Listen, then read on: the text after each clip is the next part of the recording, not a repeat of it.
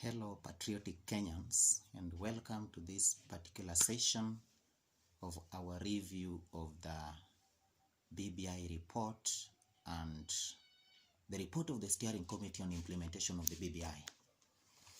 Now, in today's session, we're going to look at one thing that our politicians are not going to tell any of us. The politicians will cite corruption, politicians will talk about divisive elections, politicians will talk about equitable distribution of resources, politicians will talk about policy changes, politicians will talk about constitutional amendments. But there's one thing politicians will not tell you: the subject of impunity, because they're the greatest beneficiaries of impunity. And that is where our solution lies. Now, in our preamble, the first thing I want us to know: the BBI report, the Constitution, and every other legal document must be premised on one thing: Article 19 of our 2010 Constitution, that makes provisions for the basic human rights. Every other thing must be premised on that. Now, in Article 19 of the 2010 Constitution that addresses basic human rights, now, in Article 19, Clause 3A, the Constitution says that the rights and fundamental freedoms in the Bill of Rights belong to each individual citizen of this country, and they're not granted by the state. The moment you are born a Kenyan, then you hold every right: the freedom of speech, the freedom of association, the freedom of assembly, the right to information, the right to individual thinking, the right to personality. All of that becomes your right. The state does not grant you that. No politician does that. No constitutional amendment does that. It is yours. It belongs to you by virtue of being a citizen of this country from the point of your birth. Now, the BBI report, and they've clearly cited the disease that ails this country. Go to the BBI report on page 23, and it's there. I want to quote what the report says about impunity. The report says that this phenomenon, the one we are talking about today, the practice of impunity, the arrogance with which our leaders forfeit the law and nobody holds them accountable. The report says that this phenomenon is particularly evident among public officers who commonly ignore the law and too often subordinate it to the pursuit of their personal interests. It makes for a Kenya that largely has the correct legislation and policies, but seems unable to implement them, leading to a widespread cynicism, which itself feeds and spreads the very act of impunity. Kenya has one of the best constitutions in the world. That is on record. That is a confession that even our politicians make. Kenya as a country has one of the best constitutions in the world. Unfortunately, it also has one of the worst crop of leaders in a stable democracy. Now, let us not compare ourselves with dictatorships, outright dictatorships. Let us not compare ourselves with failed states like Somalia. We're talking about stable democracies. We have one of the worst leaderships in a stable democracy. Our constitution is not the failure. Our problem is impunity. When people commit murder, they don't commit murder because the law says nothing about it. We don't need a constitutional amendment to prevent murder. People commit murder because nobody is going to sentence them to death. Nobody is going to hold them accountable simply because they have offices. Corruption in this country is not going to be resolved by constitutional amendments. Let's forget it. We've had laws. We can take the case of Anne Waiguru. Anne Waiguru was in the NYS scandal as a cabinet secretary. She oversaw a loss of millions, in fact billions of money in this country. She was never sentenced to any prison term. Instead, she was given an opportunity to vie and be a governor. When she became a governor, the incompetent, the mismanaging, corrupt Anne Waiguru wrote the county to its knees. When the residents of her county were up in arms, the county assembly was against her. What did we see? The Senate protected one of their own. It's not about the law. It's about the practice of impunity. She is still a governor because she holds power and she's a friend to people who hold power. That is how far we are gone. When Kamlesh Patni sells imaginary gold to top government officials, till today, Patni is free because he has the right connections.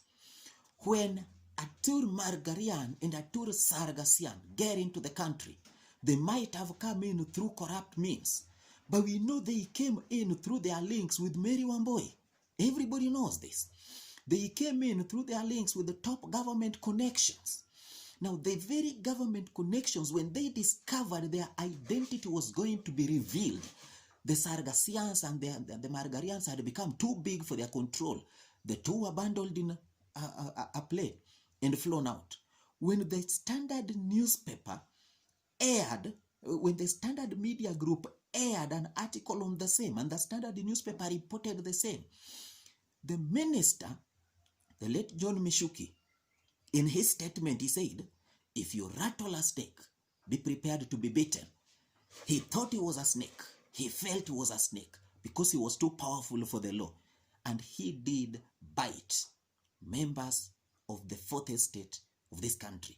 That is what we are talking about. We're not talking about corruption. We're not talking about weak legislation. We're talking about the practice of impunity. And the BBI report is very clear on that. The best legislation, the correct legislation and policies are being flouted by government officials, by politicians, by public civil servants who twist the same for their own interest. So we shouldn't expect much to happen. That is what the world is. Look at the history of this country. There is no news. In 1969, we're talking about the history of this country. We're not talking about corruption. We're not talking about weak legislation. We're not talking about unfair distribution of resources. We're not talking about delocalization and centralization. We're talking about people using their power to flout the laws of this country. We're talking about people disrespecting the sovereign power and authority of the citizens of this country because they hold public offices. In 1969, there was the Kisumu massacre. At the height of political tension, Jaramogi Oginga Odinga had resigned from the cabinet where he occupied the post of vice president. He was in the opposition. He had formed Kenya People's Union. He was outrightly in the opposition. Jomo Kenyatta came to Kisumu to open the then Russia Hospital, currently Jaramogi Oginga Odinga Teaching and Referral Hospital. Now, amid that tension, things happened that all Kenyans know. Up to 37 Kenyans die. Government numbers will give you around 11 or whatever. Up to 37 Kenyans died. I'm talking of physical body count. I'm not talking about numbers that were released by the civil society. I'm talking about physical body count. People were dying up to as far as 50 kilometers away from the epicenter of the chaos. People were dying up to as far as Ahero. Women and children walking along the road who didn't even know what was happening in the center of Kisumu town were being made to pay for a crime they were not even party to. In 1980, there is the Garissa massacre, when the government went down to hunt Abdi Modabe, some Somali bandit. Now, the forces that had been ordered to go there from Nairobi, the first thing they did, they torched a military camp on the northern district frontier, killing their own military personnel because they felt those people were housing Abdi Modabe. After torching the military camp, they turned to the civilian population, the civilian Somalis.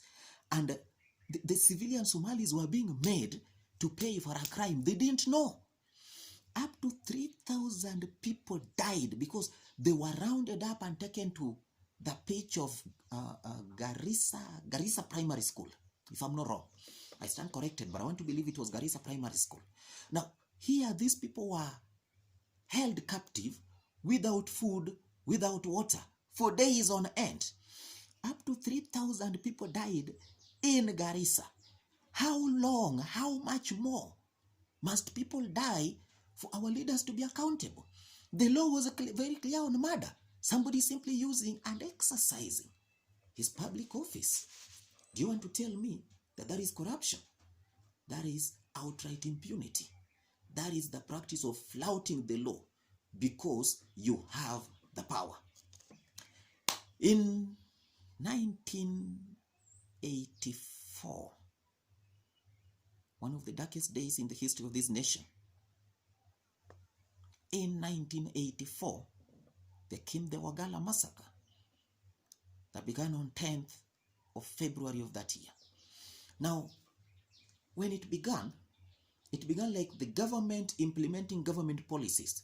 They went in to disarm the Degode clan, a Somali clan, a clan of Somalians who were living in the country. Now, the Degodia clan had firearms, so the government went in to disarm them. Instead of disarming them, they rounded up every civilian who belonged to the Degodia clan. Those who were rounded up were taken to an open airstrip, a blazing hot open airstrip in the desert sun. People died in their scores, and they were buried in an unmarked mass grave. Till today, nobody has been held accountable for that, including the people who oversaw the same. Now, do you want to tell me we need tough laws for this? Now, what we need tough laws to curb impunity. That is all. The moment we curb impunity, whoever practices corruption will be made to account. The moment we curb impunity, the murderers of Chris Chege Musando will be made to pay. The murderers of John Robert Ouko will be made to pay. The killers of Anthony Wambua and Dilinge will be made to pay. The people who knew how George Weleme Captain died will be made to pay. You cannot come and tell me that Weleme Captain died because he was given I don't know whether it was a Flanagan or Haflan, some antimalarial that had side effects on patients with heart attack. I mean, it doesn't hold water. It doesn't make sense. These are the kind of things we're talking about. When we end impunity in this country, the doctor who performed a medical operation on Wahome Mutahi will be made to pay. You cannot forget. There are things you can't forget in your patient. As a professional doctor, you cannot tell me that was professional misconduct. That is criminal negligence. How do you forget a pair of surgical scissors in somebody's abdomen and sew him up? How can you forget abdominal pad in somebody's abdomen and sew it up? How do you forget surgical blades in somebody's abdomen and sew it up? This is not professional misconduct. This is ethical. In fact, this is professional criminal negligence. Not even professional. It's criminal negligence. Be made to pay.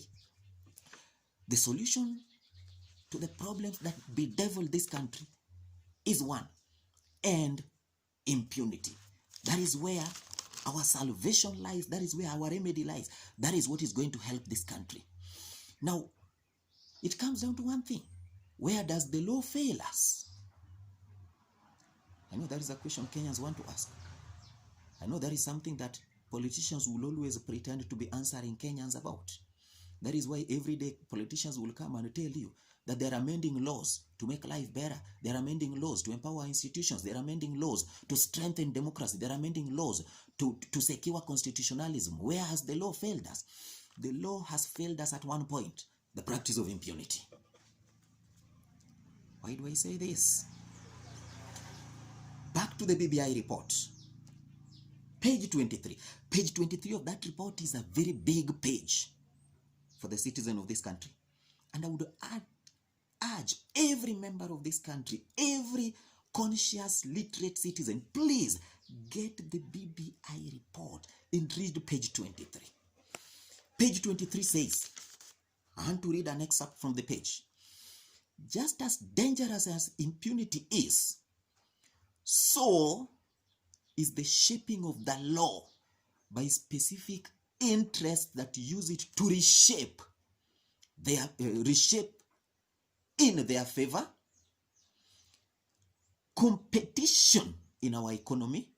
That is the first thing, they are reshaping in their favor. How regulations are designed. The second thing, they are reshaping in their favor. How the regulations in law that we are amending today are implemented. The third thing, they are reshaping in their favor.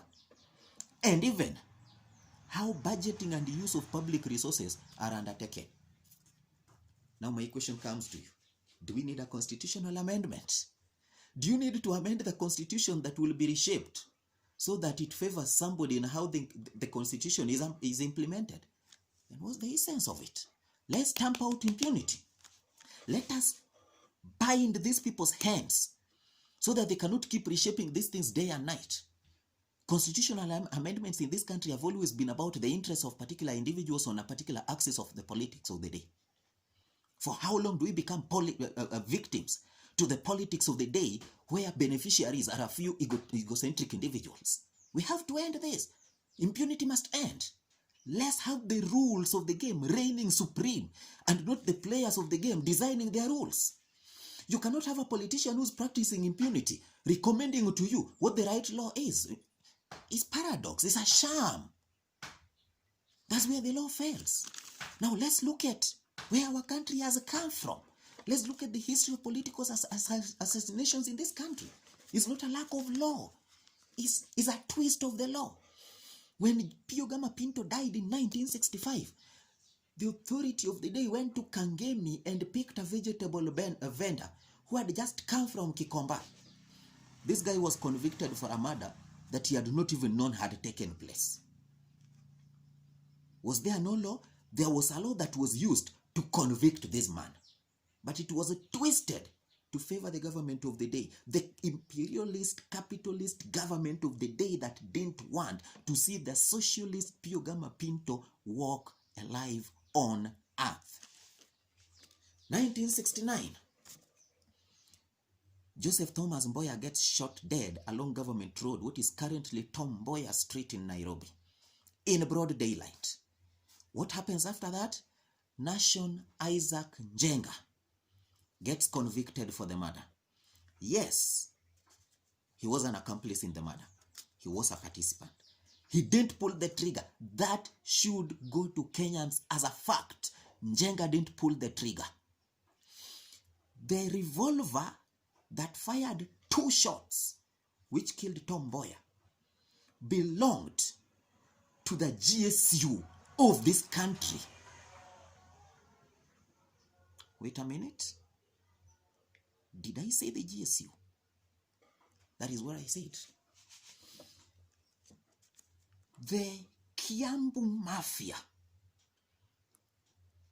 acting in the interest of the president of the day, of course you know who the president was in 1969, used a few disgruntled and disillusioned Kenya People's Union foot soldiers.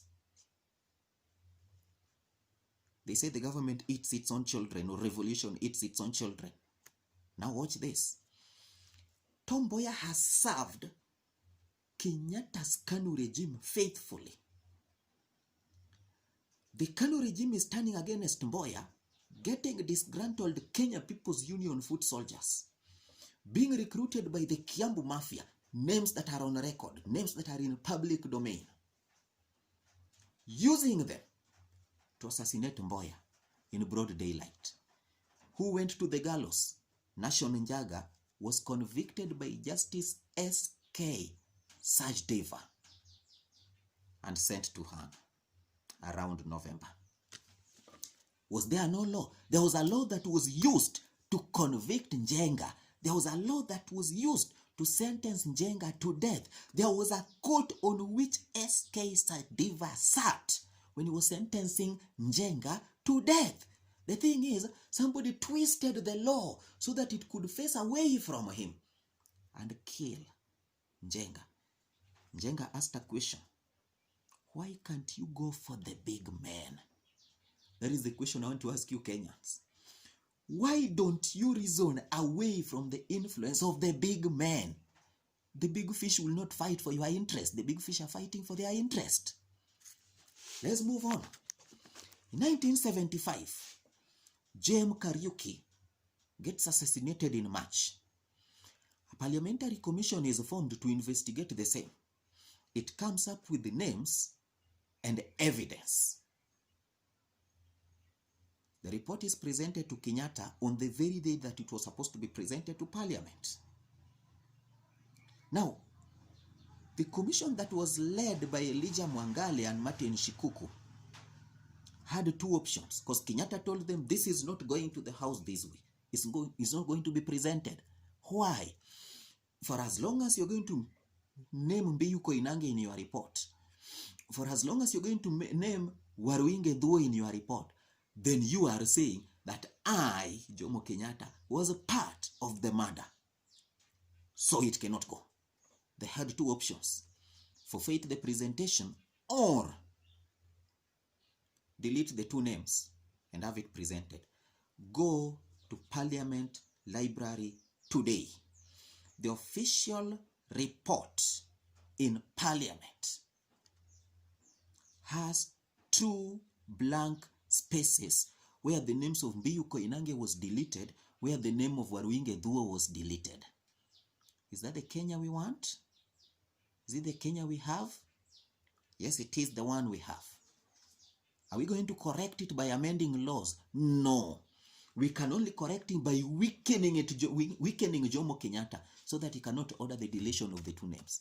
We can only correct it by weakening personal individuals with self-centered interests so that we serve the public interest.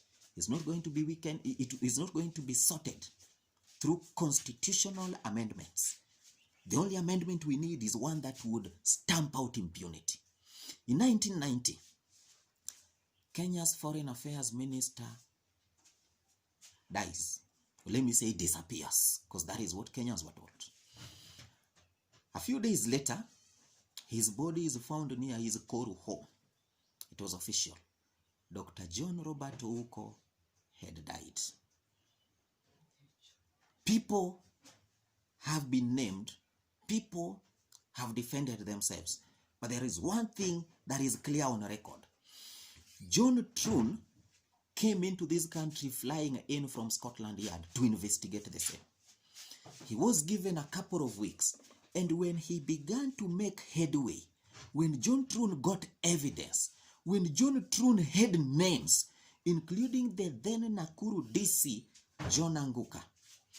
John Anguka, the other time, in the previous session, I said, John Anguka was a friend to Robert Ouko, and it was easier for him to even lure Robert Ouko into his death trap because John Anguka's wife, Susan, was the personal aide to John Robert Ouko. Now, John Anguka was the DC for Nakuru. I want us to put this into context. Nakuru housed the state lodge or the other state house that was in the Rift Valley province. The second most powerful house in the land, the most powerful was State House in Nairobi. The second most powerful was in Nakuru. So John Anguka was the DC for the district that had the second most powerful house in this land. It is in State House Nakuru that John Robert Ouko was first taken. Does it now bring into context the role of John Anguka into this case? When names emerged, John Troon's investigation were left to carry on, of course with obstacles being placed along their way. Somebody formed a commission of inquiry, and the chairman of that commission of inquiry was Justice Evan Gisheru. I know most of you will remember Evan Gisheru as the Chief Justice of this country. Those are rewards you get when you serve government interests and say John Robert Ouko committed murder. Did I say murder? Yeah, he committed murder upon himself, so he committed suicide. John Robert Ouko shot himself through the head, had enough energy, lay his gun aside, took a jerrycan, doused himself in petrol, lay the gun aside, took a handkerchief, lay next to him, of course with a strand of human hair that belonged to a person of Asian origin. I don't know who the person was. Robert Ouko will tell us when we meet him in heaven. Took a matchbox, set himself alight, placed the matchbox neatly beside him. So next to him lies a firearm, a jerry can, a handkerchief, a matchbox. Then he lays and dies. Perfect murder. Or maybe perfect suicide, whatever it was. That is what we were taught. Is it about the laws being weak? No. It's about the people bending the strong laws so that the laws can hurt others and not themselves. In 1997, Kenya faced tribal clashes. And to be very particular on the Likoni clashes, those were some of the worst scenarios. Burnt forest in Rift Valley and Likoni down at the coast. The Likoni clashes were so well organized and orchestrated. Later on, a commission of inquiry was formed to investigate the clashes, to investigate the tribal clashes of 1992 and 1997, led by Justice Akilano Moled Akiumi, a justice of Ghanaian descent, who at one time said, and I want to quote, that in Kenya, there is no point in hiring a lawyer when you can buy the judge. That's neither here nor there. Let's come to the commission's work. The Likoni clashes, one man perpetrated very clearly with evidence. That is Boy Ali Boy, a coast politician and a strong KANU youth advocate. He was never arrested and never convicted. He walked scot-free just because somebody was powerful enough to bend the law when the law had opened its mouth to bite hard. This is impunity, it's not corruption. It's not about weak legislation. It's about people in public offices